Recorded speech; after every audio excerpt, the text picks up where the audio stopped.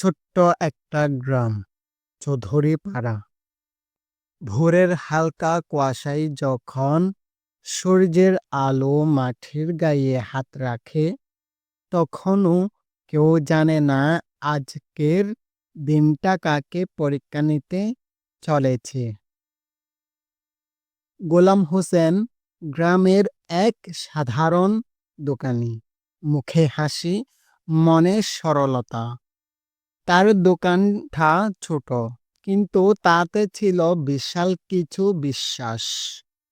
লোকজন বলে, গোলাম হোসেনের দোকান থেকে জিনিস নিলে দামটা তুমি ঠিক করো। সে কিছু বলে না। একদিন বিকেলে হঠাৎই এক শহরের মানুষ এলেন। দাম নিলেন কম, আর চুপি চুপি দেখে গেলেন গোলাম হোসেনের মুখ। লোকটি ভাবল, এই লোকটা কি সত্যিই এত সৎ?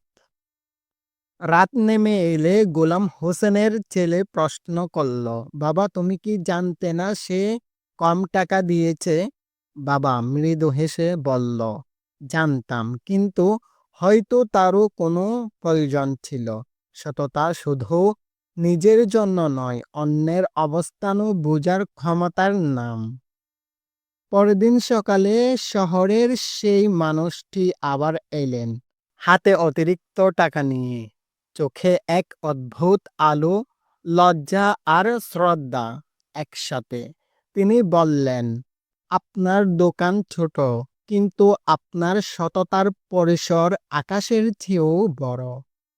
গোলাম হোসেন শুধু হাসলেন, বললেন, সত্যি কথা বলার সাহস যার আছে, তার জীবনই শান্তির ঠিকানা। সেদিন থেকে চৌধুরীপাড়ায় একটাই কথা ছড়িয়ে পড়ল, সততা মানে নিঃস্ব হওয়া নয়, বরং নিজেকে অমূল্য বানিয়ে ফেলা। সততার পরিসর কেবল নৈতিকতার সীমায় থেমে নেই। এটা এক ধরনের নীরব সৌন্দর্য যা বিশ্বাস, সহমর্মিতা আর আত্মসম্মানের সেতু গড়ে তোলে। চৌধুরীপাড়ায় সময় গড়িয়ে যায়। গোলাম হোসেনের দোকান এখন আগের চেয়ে জমজমাট, কিন্তু তার বয়স বেড়ে গেছে। চোখে পাতলা চশমা, চুলে কিছুটা সাদা রেখা। একদিন এক বড় কোম্পানির লোক এলেন, হাতে চেক বই, মুখে চকচকে কথা।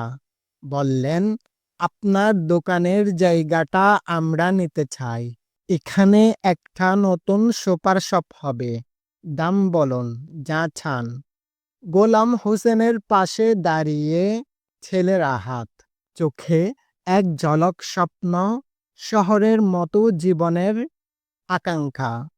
রাহাত বলল, বাবা বিক্রি করে দেই না, এত টাকা একসাথে পাবো কবে? বাবা চুপচাপ তাকালেন দোকানের কাঠের তাকের দিকে, যেখানে পুরনো রেজিস্টারে এখনো টিকে আছে একজন ক্রেতার নাম, যে একদিন ঋণ রেখে গিয়েছিল ৩০ টাকা, আর আজও ফেরত আসেনি। গোলাম হোসেন বললেন, রাহাত, এই জায়গাটা টাকায় কেনা যায়, কিন্তু বিশ্বাসের গন্ধে ভিজে আছে। এখানে বিক্রির সঙ্গে সঙ্গে আমরা হারাবো আমাদের মূল চিহ্ন। রাহাত চুপ করে গেল।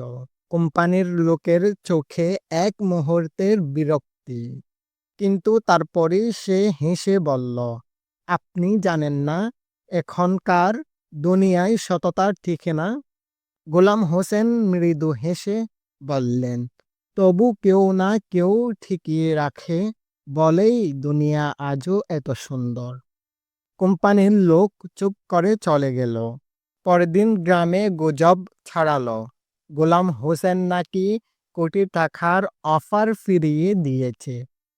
লোকেরা অবাক, কেউ প্রশংসা করে, কেউ ঠাট্টা। কিন্তু বিকেলে যখন সূর্যের আলো দোকানের কাছে পড়ে, তখন মনে হয় সে ছোট দোকানটাই যেন গ্রামের সবচেয়ে উজ্জ্বল আলো।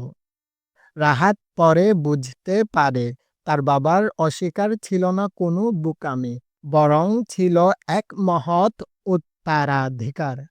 রাতের অন্ধকারে সে দোকানের আলো নিভিয়ে ধীরে বলল, বাবা, আমি প্রতিশ্রুতি দিচ্ছি এই সততার আলো নিভতে দেব না।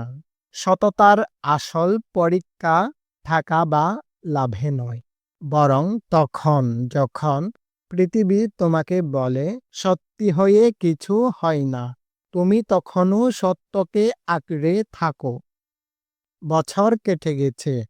গোলাম হোসেন এখন গ্রামের বৃদ্ধ নায়ক, আর রাহাত এখন দোকানের মালিক। কিন্তু সে দোকানটি যেন কেবল ইট পাথরের নয়, এটা তার বাবার নিঃশব্দ শিক্ষার স্মৃতিফলক। সময় বদলেছে, মানুষ এখন মোবাইলে অর্ডার দেয়।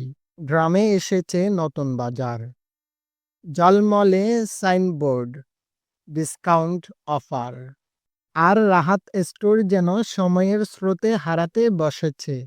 একদিন এক বন্ধু এলো শহর থেকে, বলল, রাহাত, তুই যদি একটু চালাকি করিস, দোকানটা আবার উঠবে।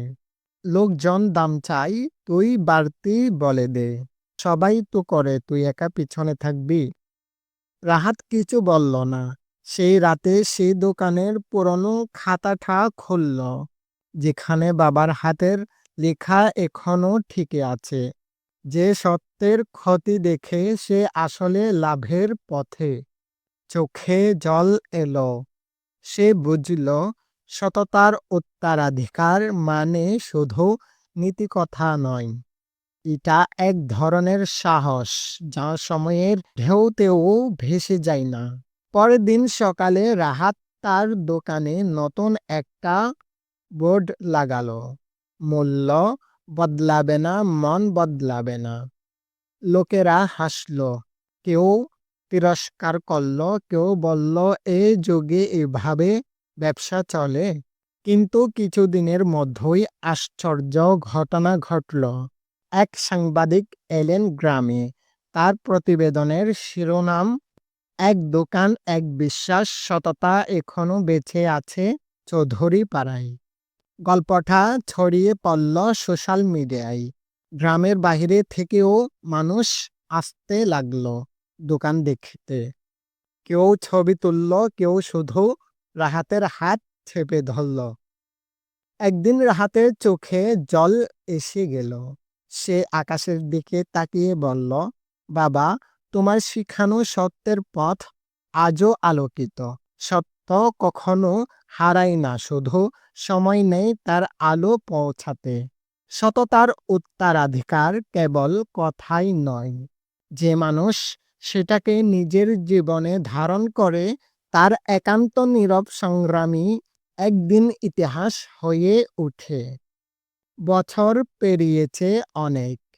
রাহাতের চুলে এখন রূপালি লিখা, আর দোকানের ছাদের পুরনো টিনে বৃষ্টির ছোঁয়া। গ্রামের পথ এখন পাকা, বাজারে বড় বড় দোকান, মোবাইল পেমেন্ট। কিন্তু রাহাত স্টোর আজও একই, সেই কাঠের তাক, সেই পুরনো বোর্ড। মূল্য বদলাবে না, মন বদলাবে না। আজ দোকানে বসে আছে রাহাতের মেয়ে নাজনীন। বয়স কম, পড়াশোনা করে শহরে, কিন্তু ছুটিতে এলেই বাবার দোকানে বসে থাকে। একদিন বিকেলে এক লোক এলো। সে দাম দিতে গিয়ে বলল, ভাই, একটু কম নেন না, সব জায়গায় ডিসকাউন্ট চলছে, আপনি তো কিছু কমান না। নাজনীন হেসে বলল, আমরা কমাইনি, আবার বেশি নিও না। আমার দাদার দোকান এইটা, এখানে সত্যিই বিক্রি হয়, পণ্য নয়। লোকটা থেমে গেল। তারপর হাসতে হাসতে বলল, এই দোকানটা যেন এখনো আলাদা ঘ্রাণ ছড়ায়। রাহাত দূর থেকেই শুনছিল, চোখে তার জল এসে গেল। সে দেখল তার বাবার শিখানো সততা এখন তার মেয়ের কণ্ঠে বেঁচে আছে। রাতের শেষে রাহাত দোকানের বাতিটা নিভিয়ে দিল। ছাদের আলোয় দোকানের ছায়া পড়ল রাস্তার উপর। সে মৃদুস্বরে বলল, বাবা দেখো, তোমার শিখানো আলো এখন নতুন হাতে। আকাশে যেন তারা জ্বলছে উঠল একসাথে। সে আলোয় ভেসে উঠল এক পুরনো বাক্য, সততা কখনো মরে না, ওইটা শুধু নতুন প্রজন্মের চোখে নতুন করে জ্বলে। সত্য ও সততা কখনো পুরনো মূল্যবোধ নয়, এটা এক জীবন্ত উত্তরাধিকার, যা পরিবার, সমাজ ও সময়ের সীমা পেরিয়ে নতুন আলোর মতো জ্বলে ওঠে প্রতিবার যখন কেউ সাহস করে সত্যের পাশে দাঁড়ায়। এভাবেই শেষ হয় এক মুঠো সত্য, একটি পরিবার, একটি গ্রাম আর একটি ধারণার যাত্রা, একটি প্রদীপ যা ৩ প্রজন্ম ধরে নিভতে জানে না।